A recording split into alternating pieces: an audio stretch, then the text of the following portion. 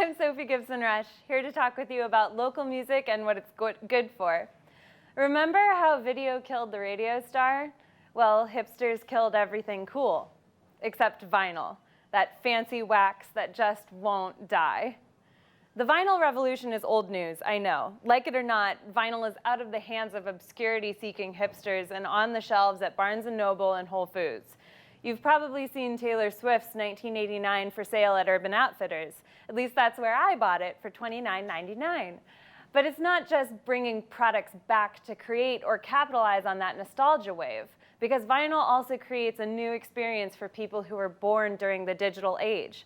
Millennials are hearing that snap, crackle, and pop for the first time.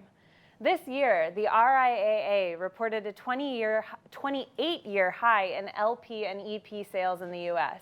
That was in April. Record Store Day is on April 22nd, and this unofficial holiday has generated such enthusiasm that it's prompted artists to release exclusive vinyl for the occasion. Meanwhile, this year, across the pond, records outsold digital downloads. This had British music bloggers wonky with joy, tossing crumpets in the air and shouting, "God save the Queen," until everyone realized why this statistic is so seductive. Records outsold digital downloads because no one downloads their music anymore. They freaking stream it. Also, records are expensive, a lot more expensive than digital downloads. So my question is this: going forward, how do we own music? In an interview with UA News, researcher Brian Moon pointed out an interesting conundrum for music consumers. He explains that earlier generations have a tendency to create links with ownership of music through LPs, cassette tapes, and CDs. But the millennial generation associates music and music ownership with the internet and cell phones.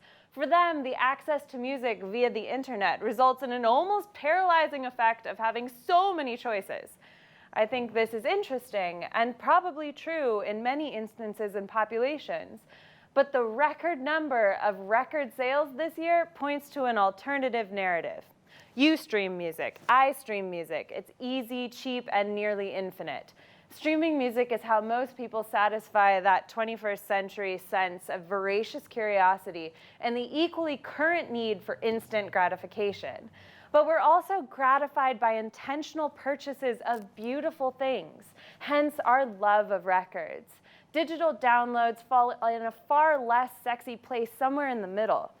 My sense is this: we spend money on records because they're tactile and they're beautiful.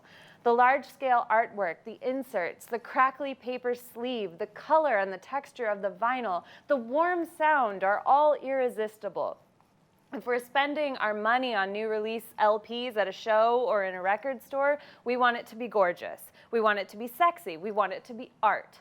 The object must be nearly as important as the music, otherwise we just stream everything. And the object is meaningful because it's the vessel for the music.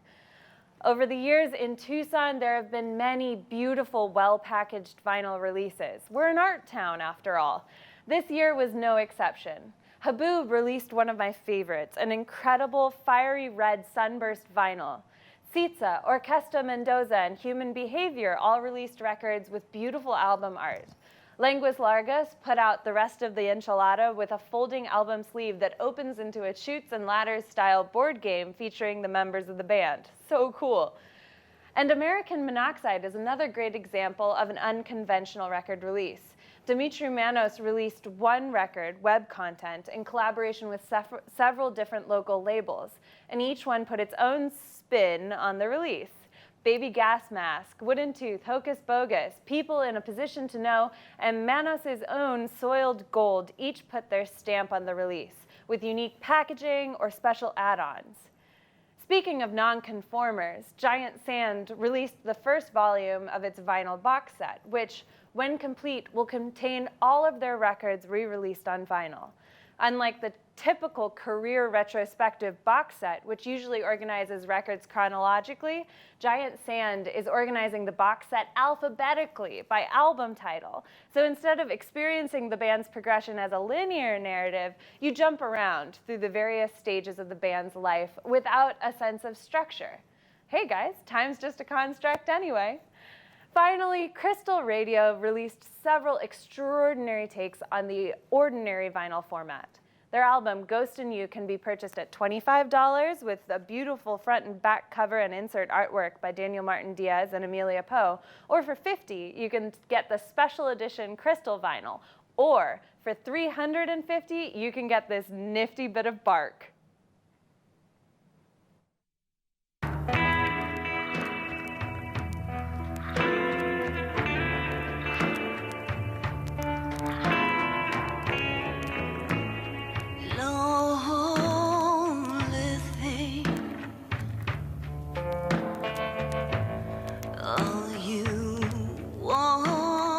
Daniel and Paula really take this vinyl as art idea to the next level.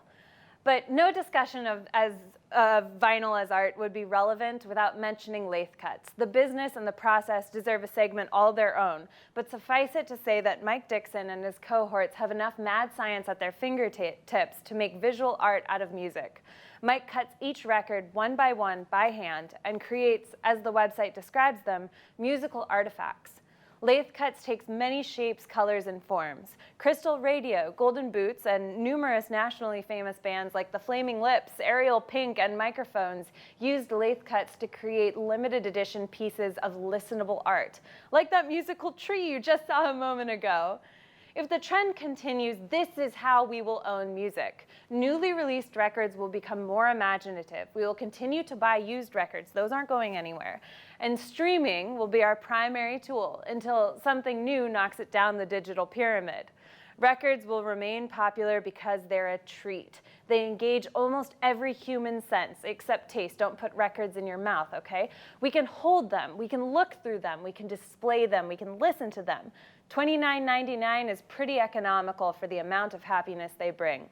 'Tis the season, y'all. The season of consumerism, yes, but also of gift giving. If you want to give a great gift, give a record. Help out a local record store, help out a local band, and give someone an audiovisual piece of art. As always, Tucson, go to concerts, consume local music, and support your friends. Here's a super quick rundown of what's happening this week. Tonight at Flycatcher, Miss Abysmal, Low Life, and Ryan Shavira play.